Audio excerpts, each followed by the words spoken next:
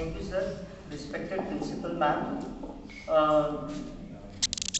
2 दिन पहले हम महिला दिवस मना रहे हैं और महिला दिवस के ऊपर बोलने का ये मुझे मौका मिला, इसके लिए मैं आभारी हूँ। महिलाओं की शक्ति कितनी बढ़ चुकी है और कितनी बढ़नी है, ये हम इस हॉल से ही देख सकते हैं, अपने कॉन्फ्रेंस रूम से, कि महिलाओं का सशक्तिकरण जो जिसके राह पर हम लोग चले थे, वो आज हम देख रहे हैं कि पुरुषों की संख्या कम है और महिलाओं की संख्या अधिक है। यानी कहीं ना कहीं हम एक सकारात्मक रूप पर, एक रास्ते पर, एक पथ पर हम चल रहे हैं। तो इसकी शुरुआत, क्योंकि हम सभी जानते हैं कि हर चीज का एक इतिहास होता है, तो महिला दिवस का जो इतिहास है बड़ा ही रोमांच से भरा हुआ है। बड़ी ही वीरांगनाओं ने अपने जीवन की आहुतियां भी दी हैं, अपना सब सामर्थ्य लगाया है, और उसके बाद कहीं जाकर ये जो राइट टू वोट, जो यूनिवर्सल एडल्ट फ्रेंचाइजी है, इसमें हम देख रहे हैं कि फ्रांस जैसा एक देश 1946 में अपने देश की महिलाओं को राइट टू वोट का अधिकार दे रहे हैं। तो इसके पीछे बहुत सारी महिलाओं का हाथ है जो आज हम इस स्टेज पर पहुंचे हैं, लेकिन फिर भी इतिहास में एक नाम बोला जाता है जिनका नाम है क्लारा। ये अमेरिका से हैं और इन्होंने, ये जब हमारे देश में प्रथम स्वतंत्रता संग्राम जब चल रहा था, उस समय ये जर्मनी में पैदा हुए थे। तो क्लारा जेटकिन जो है, इन्होंने एसपीडी, जर्मनी में एक बड़ी ही जो सबसे पहली उनकी राजनीतिक पार्टी थी, उसमें महिलाओं का एक ऑफिस बनाया गया था। उसमें ये संचार कर रहे थे महिलाओं के ऊपर एक अखबार, उनकी जो भी वो संघर्ष कर रहे हैं उनको कोई सब तक पहुंचाने के लिए एक अखबार था जिसको इक्वालिटी नाम दिया गया था। जर्मनी में उसको किसी और भाषा से बोला जाता है, नाम से बोला जाता है, बट उसको इक्वालिटी के नाम से। तो वहां से ये शुरू होते होते 1908 में ऑस्ट्रिया में कोई घटना हुई, 1912 में डेनमार्क में कोई घटना हुई, 1917 में रूस की जो क्रांति हुई उसमें महिलाओं ने बढ़ चढ़कर हिस्सा लिया, एक लंबी यात्रा का उद्घोष किया और एक लंबे एक संघर्ष को पहुंचाया। तो ये कई देशों में, जैसे हम अपने पड़ोसी देश की बात करें, फॉर एग्जाम्पल पाकिस्तान में 12 फरवरी को बनाया जाता है, किसी देश में ये किसी और दिन बनाया जाता है। तो एक इंटरनेशनल बॉन्डिंग हुई और उसमें ये निर्धारित किया गया कि जो पहले हम 23 फरवरी को बना रहे थे इंटरनेशनल वुमेन डे, उसको हम 8 मार्च को ग्लोबली वी विल सेलिब्रेट। और ये बहुत ही अच्छा स्टेप था। जैसे आप सभी जानते हैं फेमिनिस्ट, तो आप सभी को पता है फेमिनिस्ट का मीनिंग क्या होता है। जो भी नारी के सशक्तिकरण के लिए काम करता है, चाहे वो पुरुष हो या चाहे वो स्त्री हो, तो वो फेमिनिस्ट, नारीवादी है।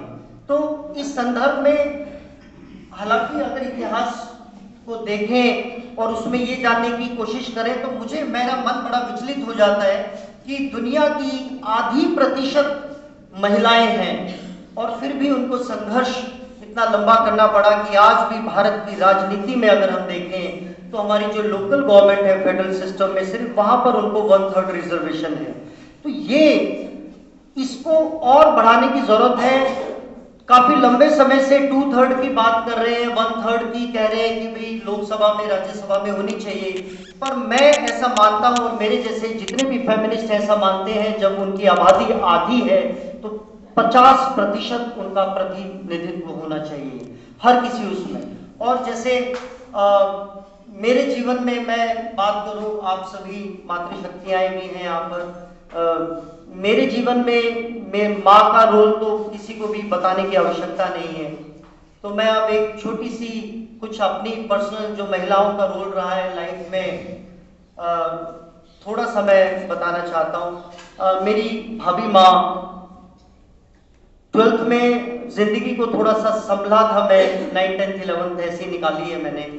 तो 12वीं में जब मैंने जिंदगी को थोड़ा समझा और जब मैं पढ़ाई की तरफ बढ़ने लगा, तो पूरी रात मैं पढ़ता था। तो मुझे याद है मेरी भाभी माँ रात को 12 बजे भी उठ के देखते थे कि भी अभी भी पढ़ रहा है, तो उनको पता है कि भी भूख लग रही होगी, तो कुछ ना कुछ खाने के लिए वो मेरे को चाहे हलवा बना दिया, कुछ बना दिया ऐसा। और जब मैं फार्मास्यूटिकल कंपनी में काम करता था, लगभग 8.5 साल मैंने फार्मास्यूटिकल कंपनी में काम किया है 2006 के बाद, और 2 साल मैंने अन्ना आंदोलन मूवमेंट को दिए। उसके बाद 2015 में मैंने बीएड जब की, बीएड कर ली, और टीचिंग, क्योंकि मुझे लगा कि इट्स माय पैशन, मुझे समझ में आया कि नहीं, टीचिंग एक ऐसी प्रोफेशन है जो एक पूरी जनरेशन को बदल सकता है। तो जब मैंने बीएड कर ली और मेरा फर्स्ट एक्सपीरियंस मैडॉक पे लगा, तो वहां मैंने अपनी भाभी जी से बात की, ऐसी कहता, मैंने कहा मुझे कौन सुनेगा, मैं कोई अमिताभ बच्चन नहीं हूं, मैं कोई लेजेंड नहीं हूं कि बच्चे मुझे सुने। और तो मेरी भाभी जी ने एक मुझे बहुत अच्छी बात कही, उन्होंने कहा कि बहुत अच्छा जो कोई लेजेंड होता है या जो परफेक्ट होता है, मैंने कहा मैं तो हर जगह हारा हूं, मैंने कहीं जीत नहीं, तो मैंने कहीं झंडे नहीं गाड़े, तो मुझे कौन सुनेगा। कहते भाई तुमने झंडे नहीं गाड़े, ये तुम्हारी अच्छी बात है, क्योंकि तुम्हें जगह जगह का एक्सपीरियंस है। एक failure teacher can be a good teacher.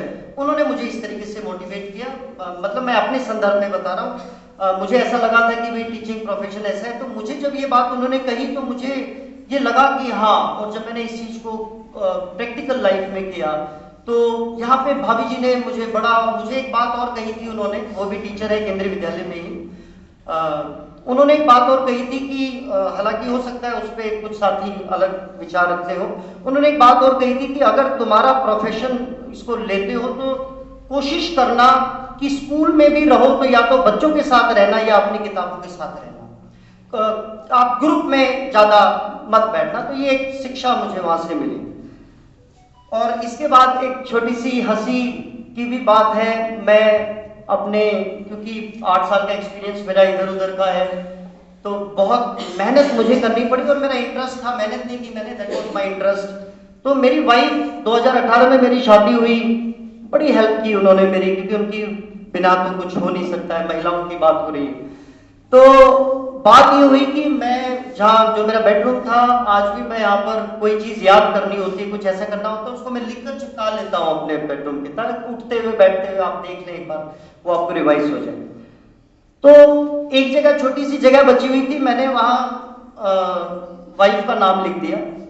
और एक दिन क्या हुआ कि एक बड़ा सा कागज खाली रह गया था, तो मैंने वहां पे अपना नाम लिख दिया। तो मेरी वाइफ ने इस बात को नोट कर लिया, उसने कहा अच्छा, बड़ी जगह पे तो आपने अपना नाम लिख लिया और छोटी जगह पे आपने मेरा लिख दिया। मैंने कहा आप माथे की बिंदी हैं इसलिए छोटी हैं, मैं पाँव का जूता हूँ। इमीडिएटली बना उसी समय, मुझे भी मतलब बड़ा अच्छा लगा। मैंने कहा भाई मैं पाँव की जूती हूँ इसलिए मैं बड़ा हूँ, तो माथे की बिंदी हो इसलिए छोटी हूँ। तो ये वाइफ के संदर्भ में। अब यहाँ पर कुछ ऐसे भी, वैसे तो सभी यहाँ मैरिड हैं, सभी हमारे पुरुष जितने भी शिक्षक साथी हैं, लेकिन एक बात मानेंगे कहीं और, या जब मैं खुद भी कुंवारा था, तो घर कब घर बनता है, अदरवाइज वो कमरा होता है। अगर हम कहते हैं कि भाई मुझे यार मैं क्या करना है, घर पे भी क्या करना है आपको, यही इससे अच्छा स्कूल में ही काम कर लो या वो कर लो, घर पे कौन सा तुम्हारा कोई इंतजार कर रहा है, क्योंकि वो तो कमरा ही है यार। और हम खुद भी कहते हैं भी कमरे पे जाना है। अब जब शादी हो गई तो अब घर पे जाना है। तो महिला जो है, पुरुष मकान बनाता है और उसको घर बनाने का काम माँ, बहन, बेटी, जब तक ये घर पे नहीं है तब तक घर मकान होता है। तो इस पे बड़ी एक फेमस कवि की वो है। इसी के साथ ही मैं अपने इस बात को भी पूर्ण विराम की ओर पहुंचूंगा। एक तुम्हारा होना क्या से क्या कर देता है, बेजुबान छत दीवारों को घर कर देता है। एक तुम्हारा होना क्या से क्या कर देता है, बेजुबान छत दीवारों को घर कर देता है। जय नारी शक्ति।